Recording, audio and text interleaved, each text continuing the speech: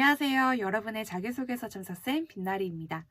오늘은 여러분께서 처음 자기소개서를 작성하실 때 가장 많이 실수하시는 것, 하지만 그 실수를 하고 있다는 사실조차 모르시는 경우에 대해서 이야기해 볼 거예요.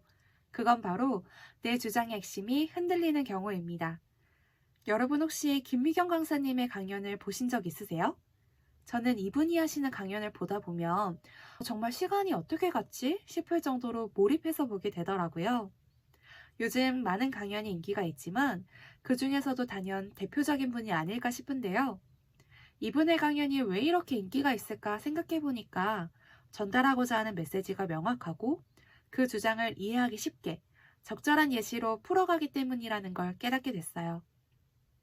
여러분도 면접관들이 자기소개서를 읽으면서 나에게 몰입하게 만들고 싶으시죠? 우리는 자기소개서를 통해서 나를 드러내고 내가 뽑힐 만한 사람이라는 걸 어필해야 할 때 중요한 것은 바로 내 주장이 한결같아야 한다는 점입니다. 여러 가지 주장을 나열하는 것보다 하나의 주장을 여러 번 반복하는 것이 훨씬 더 강력한 힘을 발휘하게 되거든요. 그래서 오늘은 여러분이 자기소개서를 작성하실 때 내 주장을 끝까지 가져가는 방법에 대해서 말씀드릴게요. 바로 시작해 볼까요?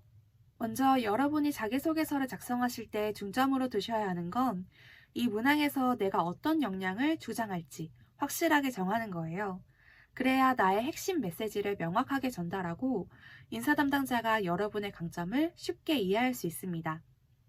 자기소개서를 작성하시다 보면 자신감이 점점 떨어지기도 하죠. 내가 이 문항에서 이 역량을 주장하는 게 경쟁력이 있을까? 이 에피소드보다는 다른 에피소드가 더 나은 것 같은데 역량을 한번 바꿔볼까? 두 개의 역량을 쓰는 게 나를 더 돋보이게 하진 않을까? 하면서 작성하시다가 보면 혼란스러워지잖아요. 이런 고민은 글을 쓰다 보면 겪게 되는 자연스러운 과정인데 이 고민들이 오히려 내용의 일관성을 떨어뜨릴 수 있어요. 그리고 여러분의 혼란은 글에서도 느껴지게 됩니다. 그러면 인사 담당자도 여러분의 역량이나 강점이 무엇인지 파악하기 어려워지고요. 여러분이 말하고자 하는 바가 잘 드러나지 않으면 자기소개서를 읽고 싶지 않아지죠. 그래서 여러분의 역량과 강점을 효과적으로 전달하기 위해서 한 가지 키워드를 정해두시고 그 키워드에 맞춰서 작성하시는 게 좋습니다. 스티븐 잡스가 프레젠테이션의 달인으로 잘 알려져 있죠. 스티븐 잡스는 자기의 프레젠테이션에서 핵심적으로 전달하고 싶은 메시지를 강조하기 위해서 간단한 키워드를 자주 사용했는데요. 복잡한 내용을 간결하게 전달하기 위해서 시각적으로 눈에 띄는 키워드를 슬라이드에 적어놓는 방식을 선호했죠. 이렇게 핵심 포인트를 쉽게 기억할 수 있도록 했습니다. 저도 자기소개서를 작성할 때 질문 바로 옆에 키워드를 적어뒀었어요. 왜냐하면 한 가지 키워드를 정했다고 해도 쓰다 보면 정말 쉽게 잊어버리더라고요. 글자 수나 맞춤법, 질문의 의도, 문맥 등 여러 가지를 신경 쓰다 보면 정작 무슨 내용을 쓰고 있는지 놓치게 되거든요. 제출하고 나서 며칠 뒤에 다시 읽어보면 이게 무슨 내용인가 싶었던 적이 한두 번이 아닙니다. 여러분들도 질문 옆에 작성하고자 하는 키워드를 간단하게 적어보시고 계속 보시면서 상기시켜 보세요. 여러분의 길을 잃지 않도록 도와줄 거예요. 키워드를 정하셨다면 이제 그 키워드를 어떤 에피소드로 풀어나가야 할지 고민해 봐야겠죠? 즉 어떤 경험을 바탕으로 작성할 것인지 결정해야 하는데요. 이 키워드와 관련된 경험이 있었는지 생각해 보면서 연관된 에피소드를 두세 가지 적어보세요. 적다 보면 어떤 에피소드는 잘 써지기도 하고 또 어떤 것들은 잘 안 써지기도 할 거예요. 그리고 처음에는 연관이 있다고 생각했던 에피소드가 실제로는 그렇지 않은 경우도 있죠. 이렇게 두세 가지의 에피소드를 작성하다 보면 그 중에서 가장 적합한 한 가지로 추려지게 될 텐데요. 그럼 그 에피소드를 다시 구체적으로 작성해 보는 거예요.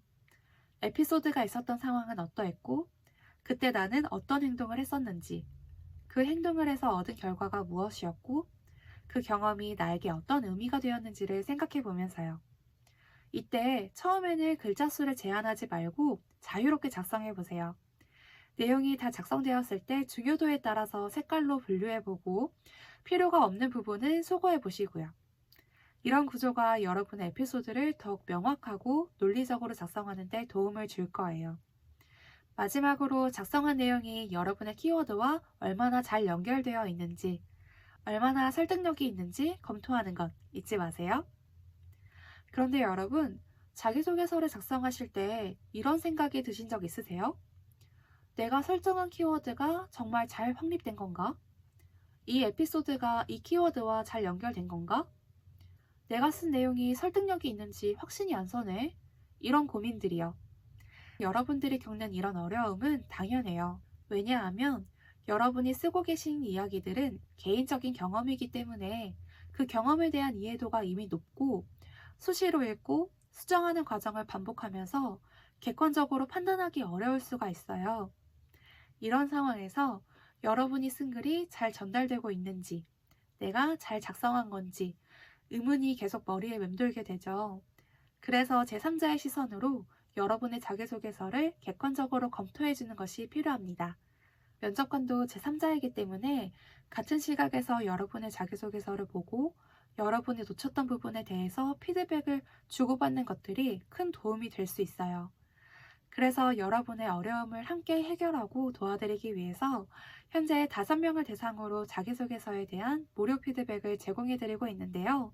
더 많은 분들께 도움을 드리고 싶지만 한 사람의 에피소드에 집중하고 자기소개서를 더욱 업그레이드 해드리기 위해서 최소 인원만 받기로 결정했습니다. 선착순으로 운영이 되고 있으니까요. 여러분의 고민을 해결할 이 기회를 놓치지 마세요. 그럼 오늘의 영상이 여러분께 도움이 되었다면 구독과 좋아요, 알람 설정 부탁드리고요. 저는 여러분의 취업에 더욱 도움이 될 영상으로 다시 돌아오겠습니다. 감사합니다.